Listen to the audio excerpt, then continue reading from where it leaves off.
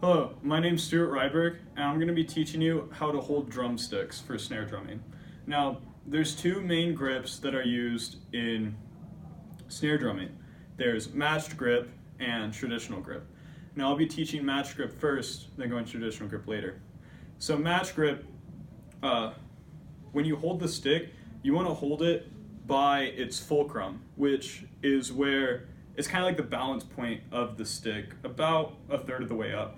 Hold it too high and you don't get any bounce. You just kind of have to move it all on your arm.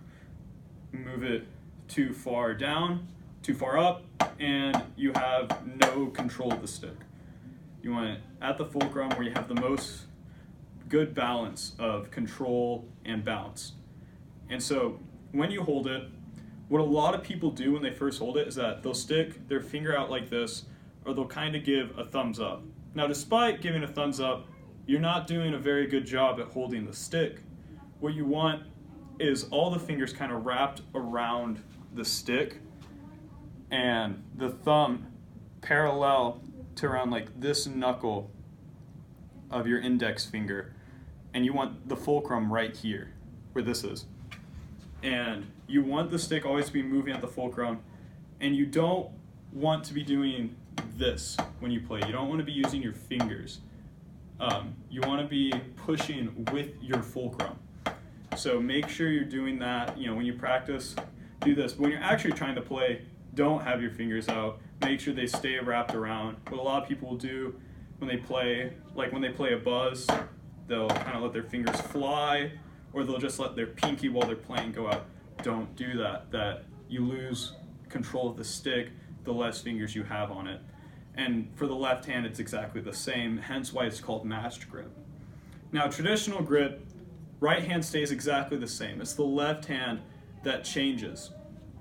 And what happens is that the stick, the fulcrum now rests on what my drum instructor called the thumb crotch, which is right, the index finger.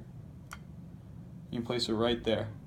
And now you want the connection between this knuckle and the end of your index finger to connect with your thumb, and you never break this connection. So many people I see when they start playing traditional grip start doing this when they play.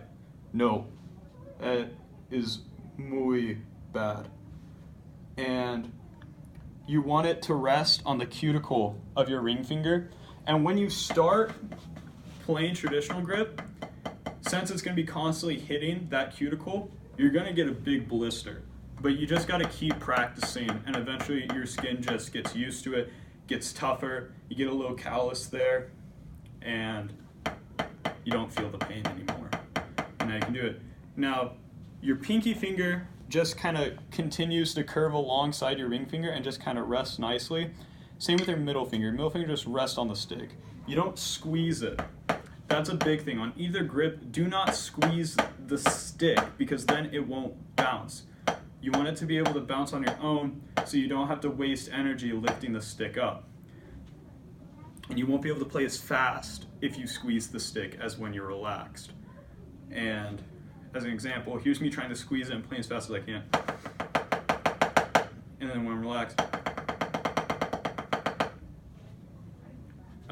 good example. And so yeah, that's how you hold the sticks, matched and traditional.